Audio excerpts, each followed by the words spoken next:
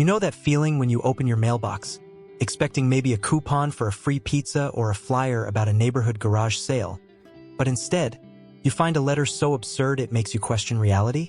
That's exactly what happened to me. Jack, a mild-mannered software engineer minding my own business in the sprawling suburbs of Texas. The letter was from my homeowners association, HOA, and it read like the opening act of a comedy sketch, except it wasn't funny. Dear Mr. Jack, it began, in that overly formal tone HOAs love to use when they're about to ruin your day. As per Section 23.4b of the Community Guidelines, failure to remit your HOA dues within 60 days grants us the authority to disconnect your electricity. Wait, what? Disconnect my electricity? I had to reread it 3 times just to make sure I wasn't hallucinating. Surely this was some kind of prank. Did I accidentally move into a neighborhood run by wannabe Bond villains?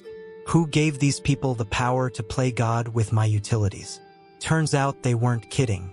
Apparently, buried deep in the fine print of the HOA agreement, right next to the clause about the acceptable shade of beige for your front door, was a provision allowing them to cut off your power if you fell behind on dues. And yes, I was behind on my dues, but only because they'd recently raised them to cover community beautification projects, which mostly involved planting overpriced shrubs that promptly died in the Texas heat.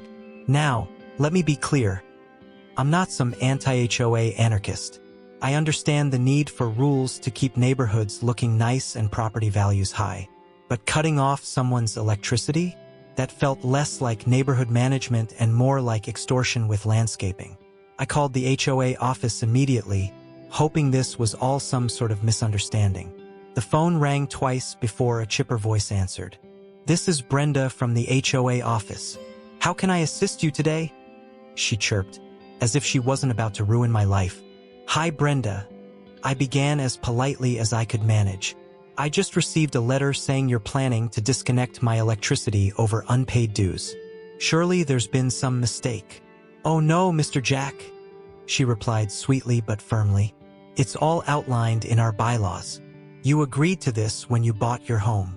Agreed, I sputtered. I didn't agree to anything. Who actually reads those bylaws? They're longer than War and Peace.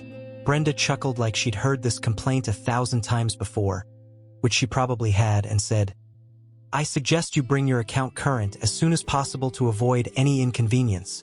Inconvenience? Losing power isn't an inconvenience. It's catastrophic. No lights, no air conditioning in Texas. No Wi-Fi. How was I supposed to survive without Wi-Fi? This wasn't just an overreach. It was a full-on power grab, literally. I decided to dig deeper into this madness.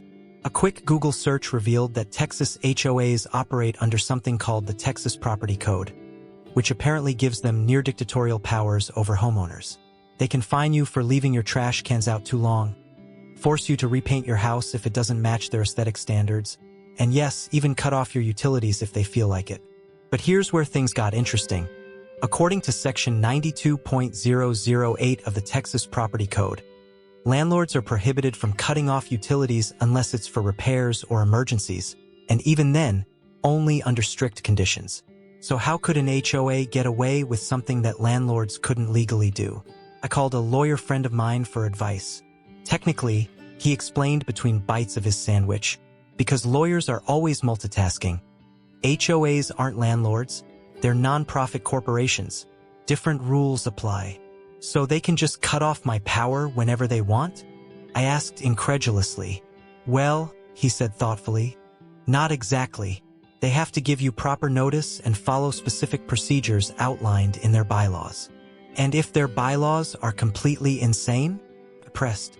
Then welcome to Texas, he replied with a shrug. Great. So my options were either pay up or risk living like it's 1825. But then, as I sat there stewing in my frustration and Googling generators, an idea began to form. A wonderfully petty, gloriously vengeful idea. If the HOA wanted to play hardball with my electricity, maybe it was time for me to take matters into my own hands. Literally, I started researching solar panels. Now, let me tell you something about solar panels. They're not just an eco-friendly way to save money on your electric bill. They're also the ultimate middle finger to anyone who thinks they can control your power supply. And thanks to some very homeowner-friendly laws here in Texas, shout out to House Bill 362. HOAs can't outright ban solar installations, even if they hate how they look. The more I read about solar energy, the more excited I got. Not only would going solar make me immune to any future HOA shenanigans, but it would also save me money in the long run and reduce my carbon footprint. A win-win-win. Sure, there were upfront costs involved, but at this point, I was willing to sell a kidney if it meant sticking it to Brenda and her gang of shrub planting tyrants. Of course, I knew this wouldn't be easy. HOAs are notorious for throwing up roadblocks whenever someone tries to do something even slightly unconventional, like painting their mailbox red or installing a garden gnome that doesn't meet height requirements. But I was ready for a fight, and so began my journey toward energy independence. A journey fueled by equal parts righteous indignation and sheer spite. Would it be expensive? Probably. Would it be worth it? Absolutely. Because if there's one thing I've learned from this whole ordeal, it's that nothing tastes sweeter than revenge powered by renewable energy. Now, let me tell you something about HOAs. They're like that one coworker who insists on enforcing every single rule in the employee handbook, even the ones no one cares about. You know the type. Clipboard in hand, smug grin, ready to ruin your day because your coffee mug doesn't match the office aesthetic. That's precisely what I was dealing with when I decided to confront my HOA about their absurd plan to cut off my electricity. I marched into their office armed with logic, legal statutes, and a healthy dose of righteous indignation. Brenda, the chipper HOA representative who had so sweetly informed me of my impending doom over the phone, greeted me with her trademark smile. "Oh, Mr. Jack, how can I assist you today?" she chirped. "Brenda," I began, trying to keep my voice steady. "I'm here to discuss this letter about cutting off my electricity." Her smile didn't falter. "Of course, it's all outlined in our bylaws." "Yes, Brenda," I said through gritted teeth. "But have you considered that cutting off someone's electricity might be, I don't know, illegal?" She tilted her head like a confused puppy. "Illegal? Oh no, Mr. Jack. It's perfectly legal under Section 23.4b of our community guidelines." "Brenda," I said, pulling out a printout of the Texas Property Code Section 92.008 like it was my secret weapon. "This law explicitly states that utility services paid directly to the utility company cannot be interrupted unless it's for repairs or emergencies. Cutting off my electricity because of HOA dues is neither." Brenda blinked at the paper as if it were written in hieroglyphics. "Well," she said after a moment, "our lawyer assured us this is allowed." "Your lawyer is wrong," I shot back. Brenda's smile tightened ever so slightly. "I suggest you take this up with our board at the next meeting." And so began my descent into HOA bureaucracy, a labyrinth so convoluted it makes filing taxes look like a walk in the park. The board meeting was held in the community clubhouse, a place that smelled faintly of mildew and shattered dreams. The board members sat behind a long table, looking like judges presiding over a kangaroo court. They were a motley crew: Carl, the retired accountant who took his role as treasurer far too seriously; Susan, the self-appointed arbiter of neighborhood aesthetics; and Greg, who seemed to be there solely for the free coffee. I presented my case with all the passion of a defense attorney in a courtroom drama. I cited laws, waved documents around for dramatic effect, and even threw in some statistics about how cutting off electricity could lead to health risks during Texas summers. The board listened politely, or at least pretended to. When I finished, Carl adjusted his glasses and said, "Mr. Jack, while we appreciate your concerns, our bylaws are very clear." Susan chimed in with her usual flair for condescension. "And let's not forget that rules are rules for a reason. If we make exceptions for you, where does it end? Chaos." "Chaos? Really? We were talking about electricity here, not anarchy in the streets." Greg finally spoke up after what felt like an eternity. "Look," he said with a shrug, "if you just pay your dues, this all goes away." I stared at him in disbelief. "This isn't about money," I said firmly. "It's about principle." Greg raised an eyebrow as if he'd never heard of such a thing. The meeting ended with no resolution, just vague promises to review the matter, and a reminder that my dues were still overdue. As I left the clubhouse feeling defeated, Brenda called after me with her trademark cheeriness. "Have a great day." "Great day?" "Oh, Brenda, you have no idea what you've unleashed." That night, fueled by equal parts rage and caffeine, I dove deeper into Texas HOA laws than any sane person should ever attempt. I discovered that while HOAs have considerable authority through restrictive covenants, seriously, they can regulate everything from fence height to mailbox color. They're not invincible. There are limits, especially when it comes to utilities deemed essential for habitability. Electricity clearly fell into that category, or at least it should have. But HOAs love loopholes more than lawyers at happy hour. They argued that since they technically weren't interrupting service themselves, the utility company would do it on their behalf. They weren't violating any laws. It was infuriating and brilliant in its twisted logic. But here's where things got interesting. Texas also has laws protecting homeowners' rights to install solar panels, a fact I stumbled upon during one of my late-night research sessions. According to the Right to Install Solar Energy Devices Act, thank you, Texas legislature, HOAs can't outright ban solar installations, even if they hate how they look. And just like that, an idea began to form, a wonderfully petty idea fueled by spite and solar power.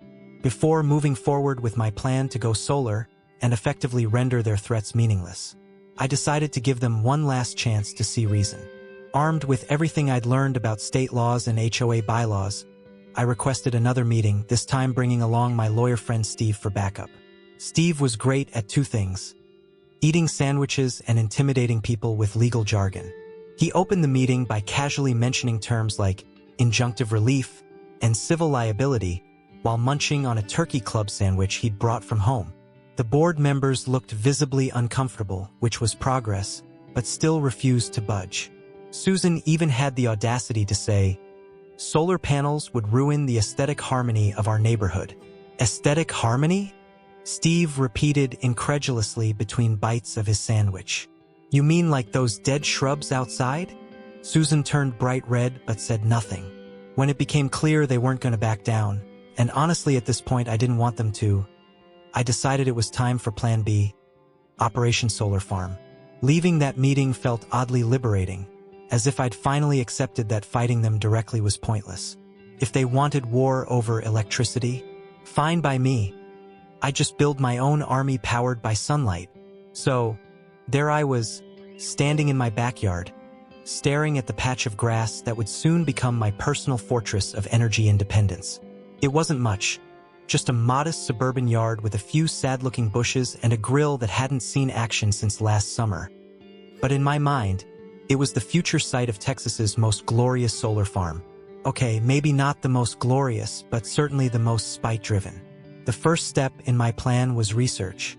And let me tell you, researching solar farms is like diving into a rabbit hole filled with jargon, legal hoops, and enough environmental regulations to make your head spin.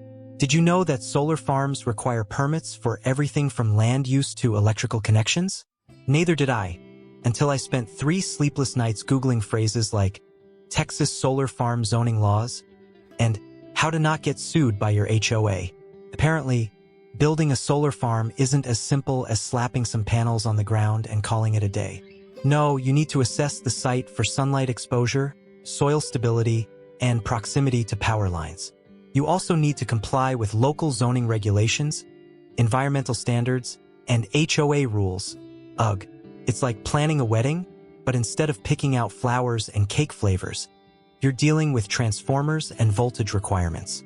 But I wasn't about to let bureaucracy stop me. Armed with a notebook full of scribbled calculations and a newfound appreciation for renewable energy, I dove headfirst into the planning phase. First up, permits. Now, getting permits for a solar farm is an adventure in itself. You have to submit detailed plans to your local government, outlining everything from panel placement to erosion control measures. Naturally, this meant another visit to the HOA office because why wouldn't they want to weigh in on my quest for energy independence? Brenda greeted me with her usual chirpiness. "Oh, Mr. Jack, back so soon." "Yes, Brenda," I said through gritted teeth. "I'm here to inform you that I'll be installing solar panels in my backyard." Her smile faltered for just a moment before she recovered. Solar panels? How exciting. Of course, we'll need to review your plans to ensure they align with our community guidelines. Community guidelines? Oh, Brenda, if only you knew how little I cared about your guidelines at this point. I handed her my meticulously prepared documents, a stack of papers so thick it could double as a doorstop, and waited as she flipped through them. She murmured. These look very thorough, but I should warn you that our board has concerns about the aesthetics of solar panels. Aesthetics? I repeated incredulously. Brenda, have you seen Carl's lawn? He hasn't mowed it since 2019. Brenda ignored my jab and continued flipping through the pages. We'll need time to review these, she said finally. I'll let you know if we require any adjustments. Adjustments? The only adjustment I wanted was for them to mind their own business. With Brenda temporarily out of the way, I moved on to the next phase. Construction planning. This involved hiring contractors who specialized in solar installations, a task that proved surprisingly easy thanks to Texas's booming renewable energy industry. Within days, I had a team ready to transform my backyard into a sun-powered paradise. The construction process began with site preparation. This involved clearing away debris, goodbye sad bushes, and leveling the ground to ensure stability for the panels. My neighbors watched curiously as trucks rolled in and workers started hammering away at metal frames. One neighbor even asked if I was building a spaceship, which honestly wasn't far from the truth. Next came the installation of the panels themselves. Rows upon rows of sleek black rectangles arranged to capture every ray of sunlight Texas had to offer. Watching them go up was oddly satisfying. It felt like each panel was another nail in the coffin of HOA tyranny. Of course, no project is without its challenges. At one point during construction, Brenda showed up unannounced with Susan, the HOA's self-appointed aesthetic czar, in tow. Mr. Jack, Brenda began in her usual sweet but condescending tone. We've received complaints about the noise and disruption caused by your project. Complaints? I asked skeptically. From whom? Susan stepped forward with her trademark scowl. The neighborhood has standards, she declared dramatically, and this monstrosity doesn't meet them. Monstrosity, I repeated, gesturing at the gleaming panels behind me. Susan, these are cutting-edge solar panels, not alien technology. Susan sniffed disdainfully but said nothing more. Despite their interference and Susan's theatrical objections, construction continued smoothly. By the end of the month, my backyard had been transformed into a fully operational solar farm, complete with inverters, transformers, and enough cables to make an electrician weep tears of joy. The final step was connecting my system to the grid, a process that required coordination with utility companies and more paperwork than I care to admit. But once everything was up and running, oh boy, standing in my backyard on that first sunny day after installation felt like victory incarnate. The panels gleamed brilliantly under the Texas sun as electricity flowed seamlessly into my home and back into the grid for good measure. Take that, HOA. But here's where things got really fun. Not only did my new solar farm make me immune to power cuts, good luck disconnecting my electricity now, but it also started generating excess energy that I could sell back to the utility company for profit. That's right. Not only had I escaped HOA tyranny, I turned their ridiculous threats into cold, hard cash. Naturally, this didn't sit well with Brenda and her cronies. They tried everything from imposing new fees, solar maintenance charges, to filing complaints about glare from the panels. It's blinding drivers. But thanks to Texas's homeowner-friendly laws protecting renewable energy projects, none of their schemes worked. In fact, and this is my favorite part, they ended up having no choice but to buy electricity from me during peak hours when demand exceeded supply. Talk about poetic justice. As I stood there watching sunlight power both my home and my revenge plot against HOA tyranny, one thing became crystal clear. Sometimes fighting back isn't just about winning. It's about making sure everyone knows they messed with the wrong guy. Now, let me tell you something about living off the grid. It's not just about saving money or reducing your carbon footprint. No. It's about waking up every morning, sipping your coffee, and knowing that you've beaten the system. That's exactly how I felt every time I looked out my window at my glorious solar farm. Those sleek panels weren't just powering my home. They were fueling my soul with the sweet nectar of revenge. But the best part? Watching the HOA squirm. You see, my solar farm wasn't just a personal victory, it was a neighborhood revolution. Word spread quickly about my setup, and soon neighbors started asking questions. How much did it cost? How much are you saving? Can I do this too? It was like I'd accidentally become the unofficial spokesperson for suburban energy independence. Even Carl, the HOA treasurer who once fined me for leaving my trash cans out an hour too long, stopped by to ask about installation costs. I've been thinking about going solar myself, he admitted sheepishly. Oh, Carl, you hated me last month, and now you want to join my solar-powered rebellion? Classic.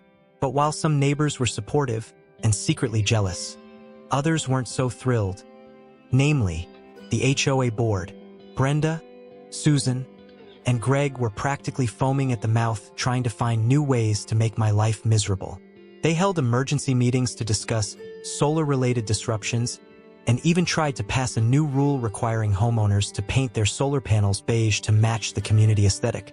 Beige solar panels. Let that sink in for a moment. Of course, I wasn't having any of it. Armed with Texas's homeowner-friendly laws and a lawyer who loved sandwiches as much as he loved winning cases, I fought back against every ridiculous attempt they made to sabotage my solar farm. And let me tell you, there's nothing more satisfying than watching Brenda's forced smile turn into a grimace when she realizes she's lost another battle. But the real cherry on top came during peak summer months when electricity demand skyrocketed across Texas. As temperatures soared and air conditioners worked overtime, utility companies started buying excess energy from local producers, including me. That's right. Not only was I powering my own home for free, but I was also selling electricity back to the grid and making a tidy profit in the process. It was glorious. And here's where things got truly poetic.